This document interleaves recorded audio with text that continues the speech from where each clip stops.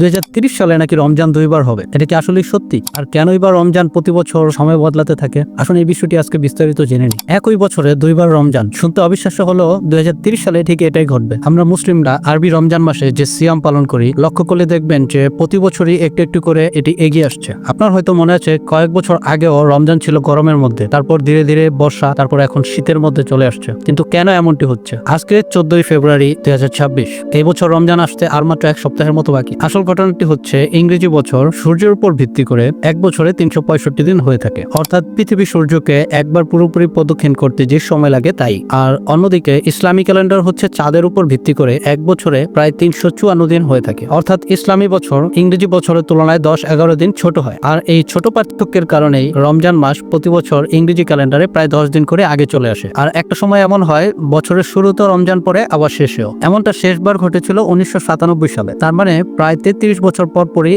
এমন হয়। 2030 সালে প্রথম রমজান শুরু হবে 5 অথবা 6 জানুয়ারি নাগাদ, এবং একই বছরের শেষের দিকে অর্থাৎ 26 কি 27 ডিসেম্বর আবার রমজান শুরু হবে। মানে একই বছরে 2বার রমজান। ইতিহাসে এটা আগেও যেমন হয়েছে, ভবিষ্যতেও আবার হবে। কিন্তু একটা বিষয় ভেবে দেখা উচিত যে এটা শুধু একটা হিসাবের বিষয় না, এটা আমাদের জন্য একটা রিমাইন্ডার যে সময় থেমে থাকে না। রমজান আসে আবার চলে যায়। আজকের সামনে, কাল হয়তো শেষ। কিন্তু একটা প্রশ্ন থেকে যায়, প্রতি রমজানে আমরা কি সত্যি নিজেকে বদলাতে পারি, নাকি 30 দিন রোজা রেখে আবার আগের জীবনেই ফিরে যায়? রমজান বছরে 2বার হোক কি একবার, আসল কথা হচ্ছে রমজান মাসে সিয়াম সাধনার মাধ্যমে আল্লাহর সন্তুষ্টি অর্জন করা এবং আত্মতুষ্টি ও সংযমের মধ্য দিয়ে নিজেকে প্রকৃত মুসলিম হিসেবে গড়ে তোলা।